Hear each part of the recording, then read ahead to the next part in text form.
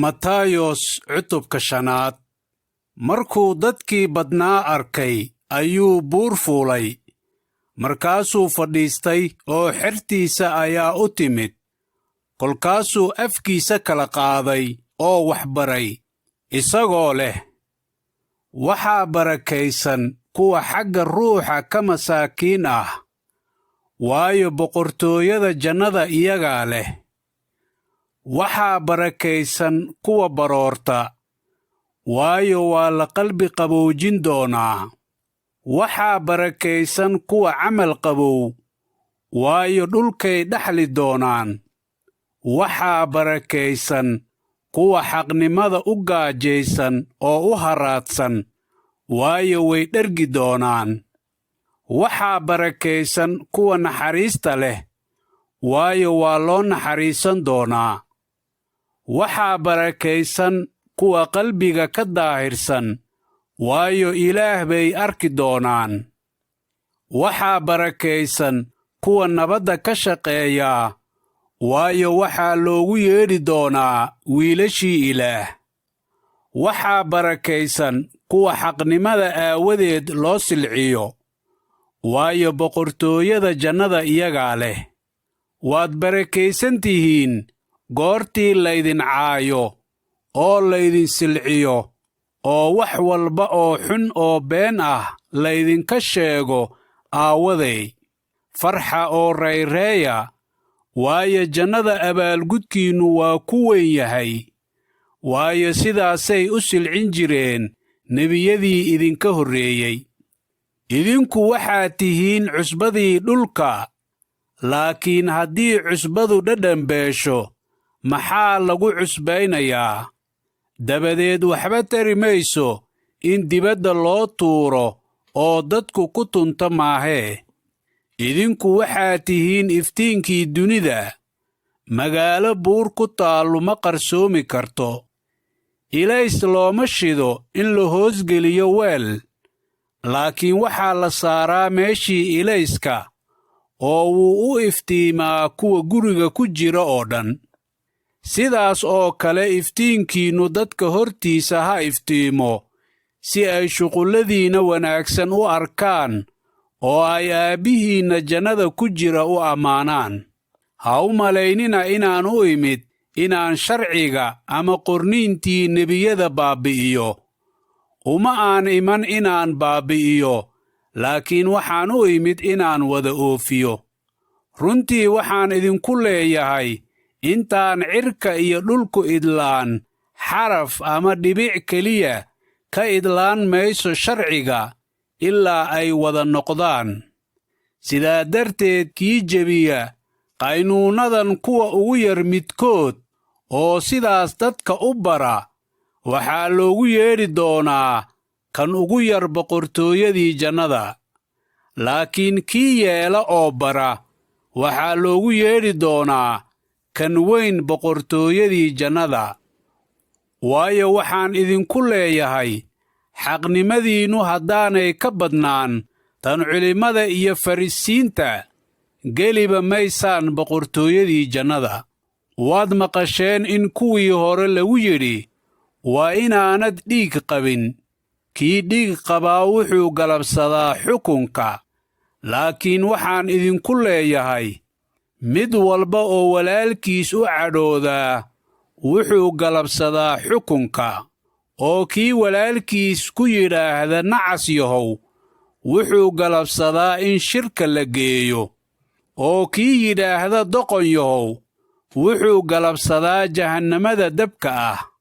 Haddaba haddaad hadiyaddaada meesha allabariga keento, oo meeshaas aad ku xusuusatid in walaalkaa wax kuu haysto, hadiyaddaada ku dhaaf meeshii allabariga horteeda. Tag oo horta walaalkaa la soo heshii, dabadeed kaalay oo hadiyaddaada bixi. Dhaqso cadowgaaga ula heshii intaad jidka kula socoto, si aan cadowgu xaakinka kuugu dhiibin, xaakinkuna askariga kuugu dhiibin, oo xabsi lagugu tuurin. Runtii waxaan kugu leeyahay, halkaas ka soo bixi maysid ilaa aad siisid beesada ugu dambaysa. waad maqasheen in la yidhi waa inaanad sinaysan laakiin waxaan idinku leeyahay nin walba oo qof dumar ah damac u eegaa durba qalbigiisuu kaga sinaystay haddii ishaada midig ku xumayso iska bixi oo iska tuur waayo waxaa kuu wanaagsan in xubnahaaga mid kaa lunto intii jidhkaaga oo dhan jahannamada lagu tuuri lahaa gacantaada midig hadday ku xumayso iska jar oo iska tuur waayo waxaa kuu wanaagsan in xubnahaaga mid kaa lunto intii jidhkaaga oo dhan jahannamada geli lahaa waxaana la yidhi ku alla kii naagtiisa furaa warqaddii furniinka ha siiyo laakiin waxaan idinku leeyahay mid walba oo naagtiisa furaa sababta sinada aawadeed maahee wuxuu ka dhigayaa inay sinaysato oo kii guursadaa tii la furayna waa sinaystaa weliba waad maqasheen in kuwii hore lagu yidhi waa inaanad nidarradaada jebin laakiin waa inaad rabbiga u yeeshaa nidarradaada laakiin waxaan idinku leeyahay ha dhaaraninaba jannada ha ku dhaaranina waayo waa carshigii ilaah dhulkana ha ku dhaaranina waayo waa meeshuu cagihiisa dhigo yeruusaalemna ha ku dhaaranina waayo waa magaaladii boqorkii weynaa madaxaagana ha ku dhaaran waayo tin keliya kama dhigi kartid caddaan ama madow laakiin hadalkiinnu ha ahaado haah haah maya maya wixii intaas ka badan sharkuu ka yimaadaa waad maqasheen in la yidhi il ha loo rido iligna ilig ha loo rido laakiin waxaan idinku leeyahay sharka ha hor istaagina laakiin ku alla kii dhabanka midig kaa dharbaaxa kan kalena u jeedi oo kii doonaya inuu ku ashtakeeyo oo khamiiskaaga kaa qaato maradaadana u daa oo ku alla kii kugu qasba inaad mayl la socotid laba la soco kii wax kaa barya sii oo kii doonaya inuu wax kaa ammaahdo ha ka sii jeesan waad maqasheen in la yidhi waa inaad deriskaaga jeclaatid oo cadowgaaga necbaatid laakiin waxaan idinku leeyahay cadowyadiinna jeclaada u duceeya kuwa idin habaara wax wanaagsan u sameeya kuwa idin neceb oo ilaah u barya kuwa idin caaya oo idin silciya si aad u ahaataan wiilashii aabbihiinna jannada ku jira waayo qorraxdiisa wuxuu u soo bixiyaa kuwa xun iyo kuwa wanaagsan roobna wuu u di'iyaa kuwa xaqa ah iyo kuwa aan xaqa ahaynba waayo haddaad jeceshihiin kuwa idin jecel abaalkee baad leedihiin cashuurqaadayaashu miyaanay sidaas oo kale samayn haddaad salaantaan walaalihiin oo keliya maxaa dheeraad ah oo aad samaysaan dadka kale miyaanay sidaas oo kale samayn saas aawadeed u samaada sida aabbihiinna jannadu u san yahay mataayos cutubka 6 iska jira inaydnaan xaqnimadiinna dadka ku hor samayn inay idin arkaan haddii kale abaal kuma lihidin aabbihiinna jannada ku jira haddaba markaad saddaqad bixinayso buun ha ugu dhufan hortaada sida labawajiilayaashu sunagoogyada iyo jidadka ku sameeyaan si dadku u ammaanaan runtii waxaan idinku leeyahay abaalgudkoodii way heleen laakiin adigu goortaad saddaqad bixinayso bidixdaadu yaanay ogaan waxa midigtaadu samaynayso si ay saddaqadaadu u qarsoonaato oo aabbahaaga waxa qarsoon arka ayaa kuu abaalgudi doona oo goortaad tukanaysaan ha ahaanina sida labawajiilayaasha waayo waxay jecel yihiin inay tukadaan iyagoo taagan sunagoogyada iyo meesha jidadku isku gooyaan si ay dadka ugu muuqdaan. Runtii waxaan idinku leeyahay, abaalgudkoodii way heleen. Laakiin adigu goortaad tukanaysid, qolkaaga qarsoon gal, oo goortaad albaabkaada xidhid, Aabbahaaga meesha qarsoon ku jira bari, oo Aabbahaaga waxa qarsoon arka ayaa kuu abaalgudi doona. Goortaad tukanaysaan, hadalka ha ku celcelinina sida dadka aan Ilaah aaminin yeelaan, waayo waxay u malaynayaan in loo maqlayo hadalkooda badan aawadiis. Sidaa darteed ha ahaanina sidooda oo kale, waayo Aabbihiin waa og yahay waxaad u baahan tihiin intaanad weyddiin. Haddaba sida tan u tukada: Aabbahayaga jannada ku jirow, magacaagu quduus ha ahaado, boqortooyadaadu ha timaaddo, doonistaada dhulka ha lagu yeelo sida jannada loogu yeelo. Kibis maalin nagu filan maanta na sii, oo naga cafi qaamahayaga sidaannu u cafinnay kuwa noo qaamaysan.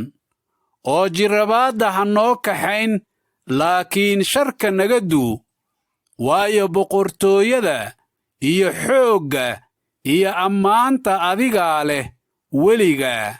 Aamiin. Waayo haddaad dadka u cafidaan xumaantooda, Aabbihiinna jannada ku jira ayaa idin cafiyi doona. Laakiin haddaanad dadka cafiyin, Aabbihiinnu xumaantiinna idiin cafiyi maayo. Kolkaad soontaan, ha ahaanina sida labawajiilayaashu u fool qulubsan yihiin, waayo way isfool xumeeyaan si ay dadka ugu muuqdaan inay sooman yihiin. Runtii waxaan idinku leeyahay, abaalgudkoodii way heleen. Laakiin adigu goortaad soontid, madaxaaga saliid marso oo fool dhaqo, si aadan dadka ugu muuqan inaad sooman tahay, laakiin aad ugu muuqatid Aabbahaaga meel qarsoon ku jira. Oo Aabbahaaga waxa qarsoon arkaa waa kuu abaalgudi doonaa. Maal ha ku urursanina dhulka, meesha aboorka iyo midhidhku ku baabi'iyaan, iyo meesha tuugaggu jebiyaan oo ka xadaan. Laakiin maal jannada ku urursada, meesha aboorka iyo midhidhku ayan ku baabi'in, iyo meesha tuugaggu ayan jebin oo ayan ka xadin. Waayo meesha maalkaagu ku jiro, meeshaasaa qalbigaaguna ku jiri doonaa. Ilayska jidhku waa isha. Haddaba haddii ishaadu hagaagsan tahay, jidhkaaga oo dhammi waa iftiimi doonaa. Laakiin ishaadu hadday xun tahay, jidhkaaga oo dhammi gudcur buu ahaan doonaa. Haddaba iftiinka kugu jira hadduu gudcur yahay, gudcurkaasu sidee buu u weyn yahay? Ninna laba sayid uma shaqayn karo, waayo mid buu nacayaa, kan kalena wuu jeclaanayaa. Ama mid buu la jirayaa, kan kalena wuu quursanayaa. Uma wada shaqayn kartaan Ilaah iyo maal. Sidaa darteed, waxaan idinku leeyahay, ha ugu welwelina naftiinna waxaad cuni doontaan iyo waxaad cabi doontaan. Jidhkiinnana ha ugu welwelina waxaad u huwan doontaan.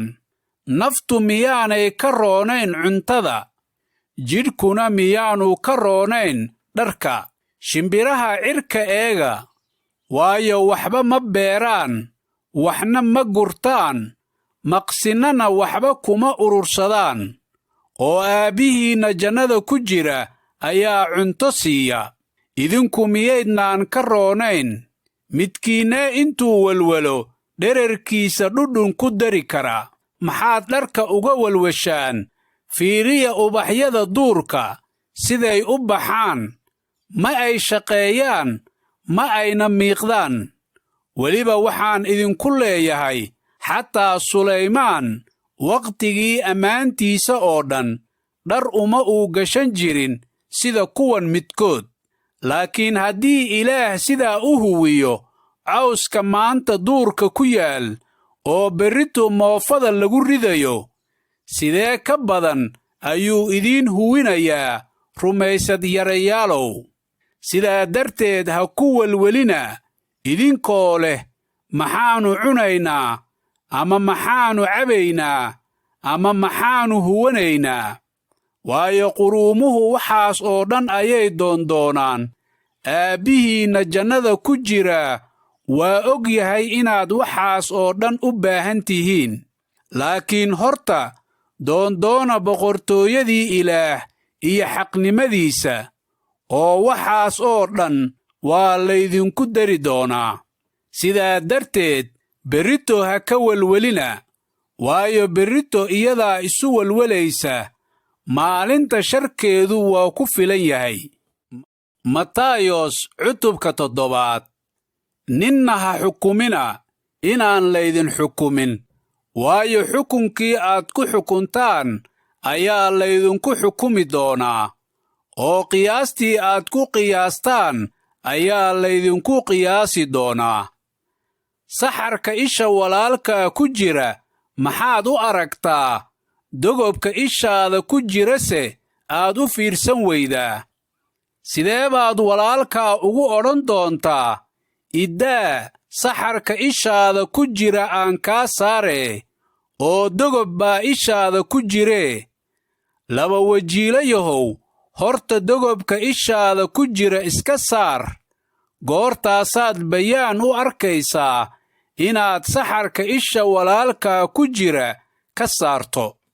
waxa quduuska ah eeyaha ha siinina, luulkiinnana doofaarrada hortooda ha ku tuurina, si ayan ugu tuman, oo ayan idinku soo jeesan, oo ayan idiin kala jeexjeexin. weyddiista oo waa laydin siin doonaa, doona oo waad heli doontaan, garaaca oo waa laydinka furi doonaa. waayo mid kasta oo weyddiista waa la siiyaa, kii doonaana waa helaa, kii garaacana waa laga furi doonaa. ninkiinnebaa haddii wiilkiisu kibis weyddiisto dhagax siinaya, ama hadduu kalluun weyddiisto abeeso siinaya? haddaba idinka oo shar leh, haddaad garanaysaan inaad hadiyado wanaagsan carruurtiinna siisaan, intee ka badan ayaa aabbihiinna jannada ku jiraa wax wanaagsan uu siin doonaa kuwa isaga weyddiista. haddaba wax kasta oo aad doonaysaan in laydinku sameeyo, idinkuna sidaas oo kale u sameeya, waayo kanu waa sharcigii iyo nebiyadii. iridda cidhiidhsan ka gala, waayo iriddu waa weyn tahay, jidkuna waa ballaadhan yahay, kan xagga baabi'idda u kaca, oo kuwa ka galaa waa badan yihiin. waayo iriddu waa cidhiidhsan tahay, jidkuna waa yar yahay, kan xagga nolosha u kaca, kuwa helaana waa yar yihiin. iska jira nebiyada beenta ah, kuwa idinku imanaya iyagoo qaba dharka idaad, laakiin hoosta ka ah yey wax boobaysa. midhahooda ayaad ku garan doontaan. canab ma laga guraa geed qodxan leh? berdena ma laga guraa yamaarugga? sidaasaa geed kasta oo wanaagsanu midho wanaagsan u dhalaa, geedkii xumina midho xun u dhalaa. geed wanaagsanu midho xun ma dhali karo, geed xumina midho wanaagsan ma dhali karo. geed kasta oo aan midho wanaagsan dhalin waa la jaraa oo dabka lagu tuuraa. sidaa darteed waxaad iyaga ku garanaysaan midhahooda. ma aha qof kasta oo igu yidhaahda, rabbow, rabbow, kuwa boqortooyadii jannada gelayaa, laakiin kii sameeya doonista Aabbahayga jannada ku jira, kaasaa gelaya.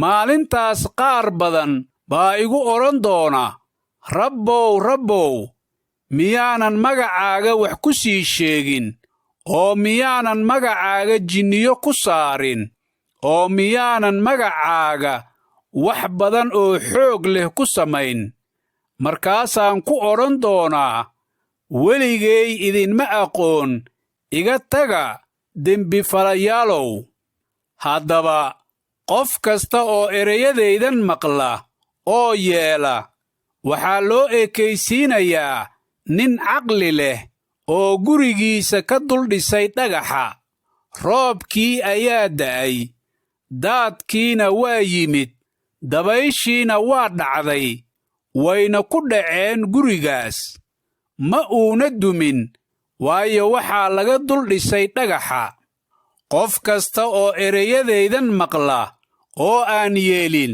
waxaa loo ekaysiinayaa nin doqon ah oo gurigiisa carrada ka dul dhisay roobkii waa da'ay daadkiina waa yimid dabayshiina waa dhacday wayna ku dhaceen gurigaas wuuna dumay dumiddiisuna waa weynayd waxaa dhacay goortii ciise hadalladan dhammeeyey in dadkii oo dhammu waxbariddiisa la yaabeen waayo wuxuu wax u barayey sida mid amar leh oo uma uu baraynin sida culimmada